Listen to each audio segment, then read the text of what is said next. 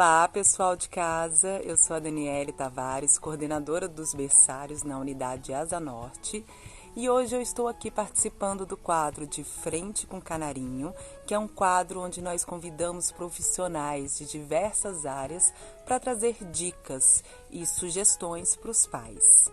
Hoje nós vamos receber uma convidada muito especial, a nossa diretora pedagógica, a Carol Ciani, e hoje ela vai trazer vai falar um pouquinho sobre um tema muito importante, que é contação de histórias. Vamos com a gente?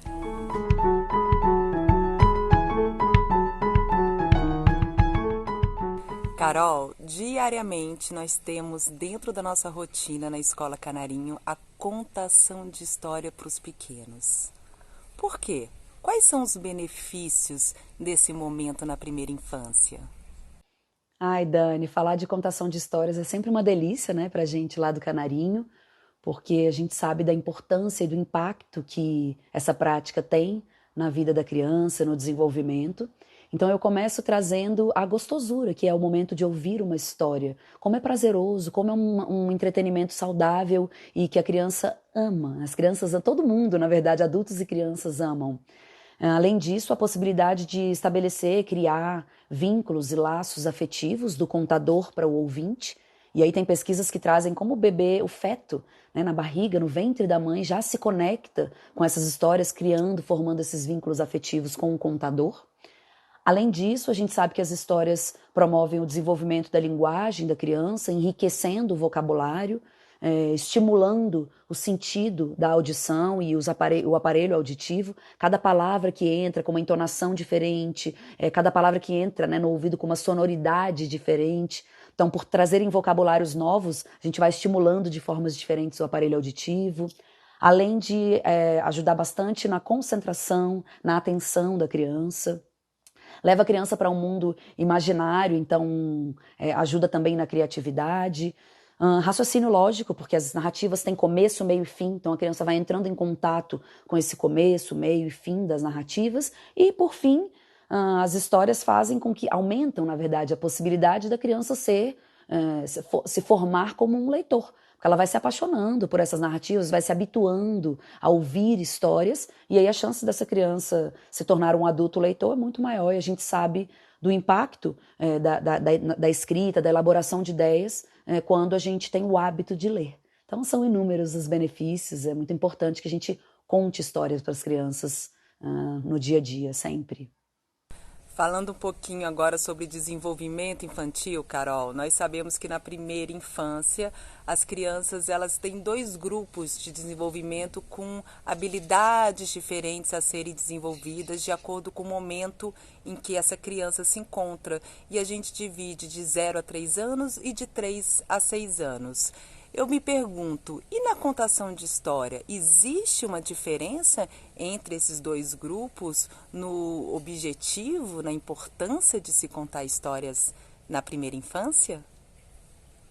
Bom, Dani, eu acho que a principal diferença do 0 aos 3 e dos 3 aos 6 é porque do 0 aos 3 a criança está coletando, digamos assim, estímulos sensoriais, né, como se fosse uma esponjinha que vai absorvendo todos esses estímulos, e aos 3 anos isso vai se tornar a base da inteligência da criança. Então, quanto mais estímulos sensoriais, mais rígida, sólida e rica vai ser a base da inteligência dessa criança. Como se ela mais conexões neurais ela vai poder fazer para desenvolver inteligências múltiplas, inteligência social, emocional, cognitiva. Então, a contação de histórias, ela propicia um banho ou uma chuva de palavras para esse bebê que vai enriquecer muito esses estímulos auditivos da criança. Então, a criança vai se habituando a ouvir palavras diferentes. Cada palavrinha que entra no ouvido causa uma sensação diferente. Além, claro, de promover, como eu falei na primeira resposta, de promover interação, de ser um momento gostoso, criar vínculo afetivo. Esse finalzinho serve para as duas etapas, né, de desenvolvimento, 0 a 3 e 3 a 6. Já dos 3 aos 6 anos, acredito que um dos principais Um dos principais motivos da história ser importante é porque a criança entra no mundo imaginário e ela começa a conseguir se projetar no outro. Então, no que os personagens vão vivendo situações diferentes, a criança vai se vendo nesse personagem. E aí isso vai fazendo com que ela identifique sentimentos de tristeza, de alegria, ela entenda que isso tudo bem, que é comum, que as coisas vêm na nossa vida, mas que elas passam. Então, isso é bastante importante, além de fazer com que a criança amplie, enriqueça o repertório imaginário dela. Então, dos 0 aos 3 anos, a gente vai enriquecer esse campo sensorial, e dos 3 aos 6, a gente vai enriquecer esse campo imaginário. E isso tudo vai influenciar no desenvolvimento da inteligência da criança. E Carol, qualquer pessoa pode contar histórias? Porque existem cursos e várias técnicas de como contar histórias para as crianças.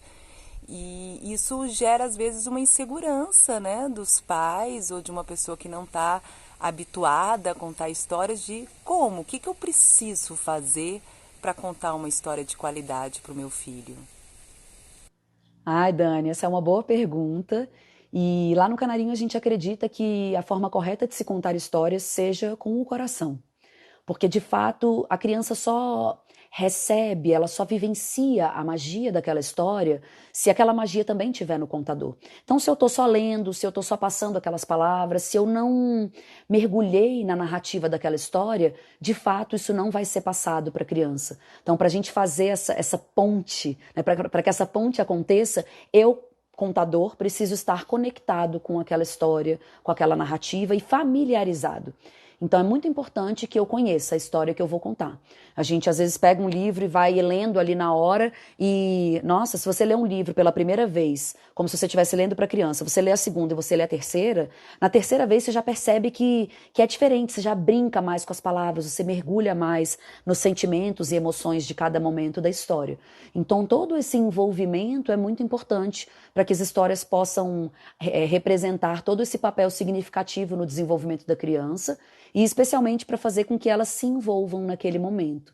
Então, nós não recomendamos que a história seja lida pela primeira vez ali junto com a criança. Quanto mais intimidade você tiver, quanto mais você contar familiarizado, melhor vai ser essa contação e mais significativo vai ser esse impacto no desenvolvimento da criança e na paixão que a criança vai desenvolver por histórias e por narrativas. Tá bom, Carol, você convenceu que qualquer pessoa pode contar histórias desde que esteja presente, que exista presença no momento da contação de história, né? Que esteja conectado com o que está acontecendo, trazendo sentimentos e as emoções para este momento.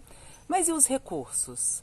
Né? Eu vejo muita gente contando história, precisa de um grande cenário, fantasias, adereços, e muitas vezes os pais, principalmente nesse momento de quarentena, não contam com esses recursos em casa. Então, quais recursos que nós podemos utilizar para contar histórias? Ah, eu diria que todos os recursos são adequados, são importantes. Variar os recursos é muito interessante, então a gente costuma ficar muito preso ao livro, né? Quando vamos contar história. E o livro é um dos recursos. Então as crianças amam fantoches, elas adoram elementos do cotidiano, então a escova de dente, a escova de cabelo, os elementos que ela utiliza no dia, uma blusa que você pode colocar na mão e vai virar chapeuzinho vermelho, por exemplo, uma blusinha vermelha da criança. Então, são vários os recursos que podem ser usados. Quanto mais variados, melhor. A criança também adora quando a gente conta sem recursos, e é bastante importante essa contação, porque o recurso passa a ser a nossa entonação, o nosso olhar, as palavras que a gente usa, o volume da voz que fica baixinho, que fica alto. Então, isso tudo pode ser um recurso também. Então, acredito que quanto mais variados os recursos, mais ricos vão ser os momentos de contação de histórias. E aí vale colocar a criatividade e usar da imaginação, que isso é algo que as crianças sabem, inclusive, fazer muito bem. E agora, para a gente finalizar, Carol, fala um pouquinho, dá algumas dicas práticas, algumas sugestões para os pais em casa nesse momento de como pôr em prática esse momento tão importante. Bom, então algumas dicas. Se conectar com a história primeiro, criar um ambiente favorável para a contação. Então pode ter um cantinho em casa e, de fato, é importante que seja um cantinho acolhedor, que tenha almofada, que tenha um tapete, às vezes uma cabaninha. Só da criança entrar, ela já vai, né, para aquele universo.